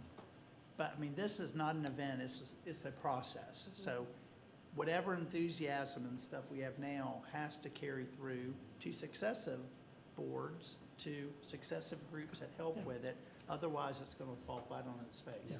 So I think that's the execution of it is going to entail a well-written plan that is very specific and measurable and attainable and relevant and time sensitive. Yeah. And I think Susan had some ideas, because boards of supervisors change, but we want to memorialize this plan in a way. Obviously, it's going to need revision over time, but when we give you the finished product for adoption, and we're working as volunteers to get it implemented with you guys at the county, we want to make sure that we don't come in front of meetings and say, well, where did this come from? And then we're working hard and two supervisors change positions and it falls apart. So I think you had some ideas on how to memorialize that a little bit. We just talked a little bit about the tools already at government's disposal, whether it's at a resolution level or whether it's at the comp plan level, but in some way so that it becomes a living yet permanent document, so that at a policy level, the current board and future boards can say, yes, we said that housing was a driver, and we said recreation, and we said these things at a very strategic level, so that as you make policy moving forward or you change things in the comp plan, you can point right back to this living document and make sure that there's continuity with it. Because Bob's is entirely correct.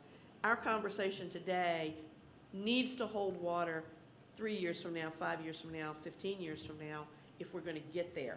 Otherwise, it's just we've just had some fun chatting. Yeah. But we really have to use the tools that are at local government's disposal, and it has to be, in my words, codified in some way so that future boards can go back and refer to it and go, yep, we said that. Is the decision we're making today, to Jeff's point, is this decision following in that pathway that we all endorsed? And I think we get there once this plan is fully pretty much drafted out. This board formally adopts it at a meeting. There may be even some time before that we have a public hearing on it and get public input and revise, make a final revision. I'm not sure, but once we get to a final revision, we approve it, and it becomes a document that we don't just sit on a shelf. We refer back to in every decision we make. We go back to, like we do yearly, and have the mid-year financial review. Halfway through the year, we bring out the plan and say, how are we have a meeting, a work session, we work through it, how are we working, what needs to be changed, what have we met, how far are we on this goal? We go through all those processes in a continual basis, and eventually it becomes part of the process of what this board does, and those processes will carry on beyond just the members of this board, because it becomes an ingrained process of what the county and what the board does. It's just like some of the things we've been doing that have been the process of the board that was before us, and we keep doing it because it's just the process. That was what was supposed to happen with the strategic plan. I told you when I first got on, I asked about, do we have a plan? And you were the chairman of the board at that time that came up with one, but that board didn't adopt it. So we tweaked it, and this board adopted your strategic plan after the tweaking. And I called the chairman of the Board of Supervisors for Greene County, and I told you guys this, all of you, and I asked her, how often do you refer to your strategic plan? She said, every decision. Now, ask ourselves, how often have we looked at our strategic plan? 0. Practically. You guys came into existence because you volunteered to do it. You read it, and you said, we can do this. We didn't do that. We didn't refer to it. So it's one thing to say it, but you got to live it. And in my opinion, yes, you want this kind of a background framework driver. But I gave you a piece of paper before this meeting started, and one for everybody on your committee, because there's a federal publication that talks about small cities and towns and what they've done to revitalize themselves. And the one thing that's consistent with every one of them is massive approval from the public and participation by the public. That's where you get your consistency, not here. You get a group of people working on something fervent about what they're working on, and that's going to be the driver, not the 5 people sitting up here, because it is going to change. Every 2 years, there's a possibility you're going to get 2 or 3 or whatever. I mean, who knows what the future holds. But if you don't go for the public, you talk about education, but you're not going to educate them to tell them what they need to know. You're going to educate them to see if you can't have a groundswell of participation and enthusiasm from the public. That's what we're talking about in here, Bob. I don't read it that way. I read, and what I've heard you say is you're going to tell them what the benefits are. Go back to that. I read it, Paul, and I heard what you said. Education will also stimulate private investment in private partnerships. That's what we're trying to do. I don't see anything in here that says engaging the public to get them to be the missionaries. Okay. We'll add additional wording. No, I don't. That's fine. No. That's why we have these meetings, because that's our intent. As I've said before, I said it right at the top, you can't do it alone. It's not your job. We've got to do it as a community. And the only way it's going to happen is with all of us working together. That's it. Public, private, I would love to see a lot of private investment in this community, but we're not going to get it until everyone's rallying around it. But you met with the Rotary or whoever it was that Yeah. you talked about, and that guy said, what can we do? And you had nothing to tell them yet. So that's what you're working toward, to have something to tell those people. Exactly. But I think Bob has a good point. The way this is worded Yeah. might be a tad condescending. Okay.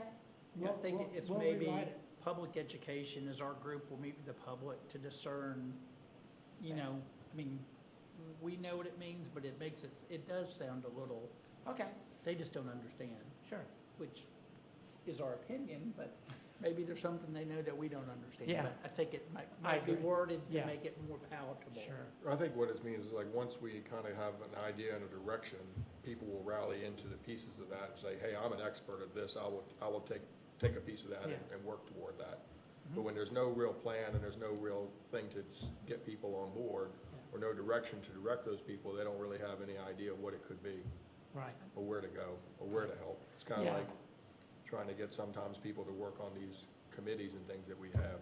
They don't really understand what they do, so it's hard to recruit people to the Economic Development or That- the Historic Resources Commission or any of those things if they don't know what it is. I do think that the word Paul put in there, resource strategic plan, that resource is the key word. If we're always going to be relying on volunteer help, this committee is one, that you can only, ride that horse so far. I mean, I think it's, some people sort of flame out on ability to help. And, you know, I think the resourced function, the resourced word carries a lot of connotations with it. And the key too is also to make progress and to make success, because nothing burns out people than to sit around and do a lot of work and then make no progress. Basically shelve it and then do nothing. Right. I mean, it becomes difficult in government because government works at a really slow pace. I mean, let's just face honesty, it does. And that's both a blessing and a curse. Yeah. Well, I've also found trying to get 10 volunteers to work together at a certain time, it's a slow pace. But to end this on a good note, I'd like to say that from the time that we started this committee, what the Board of Supervisors has done, you all have done some amazing things just in the last year. I mean, when we think about what's going on in our education, what's going on with broadband, what's going on with the recreation, with you all supporting the Tri-Way Trail and those types of things. I mean, there are 3 major initiatives that have made substantial improvements just over the last year. I mean, my hat's off to you all. You all are fostering change right in the center line of where we needed it to be happening. Let's face it, Jimmy, if we hadn't met in Stratford Hall and formed the initial strategic plan, we wouldn't be sitting here today. Yeah. So, I mean, we've laid the foundations, now we need to build the rest of it. Right. So. Yeah, and then once we get it all adopted, Ty will get a copy of it. He'll be bringing it down to his planning group, making sure that the commission is, and the plan is engineered into it properly. Roy Carter will have it. It may change the way the EDA does business with small business grants and other things that they have not even thought about getting into. I can see a lot of change happening just within our own entities in government by the adoption of this plan as we flesh it out. It gives a North Star to a lot of different Right. disparate groups, is what Yeah. it does. Plus, it also gives the staff and the people in the county a direction to head. Yeah. Yeah. Yeah. Okay, well, I'd like to say thank you. Thank All right, you. well, I'm going to turn it over to you again, Ernest. Well, I'd like to say to each one of you, thank you for the work that you've done. You've done a lot, and you got a lot more to do, I can tell. And our group would like to thank Paul. He's really carried Yes. the load. Thank you, Paul. Thank Paul. Okay. Thank you, Paul. Yeah. Paul's earning his keep for no other reason than getting the meeting scheduled. Paul, we're gonna give you a raise. So, at this particular time, I entertain a motion. What would you like the motion to be? To adjourn, to adjourn. There's a motion. I make a motion that Mr. Palin do a dance. A motion to adjourn. All right, all in favor say aye. Aye. Aye. All opposed, nay. Meeting adjourned.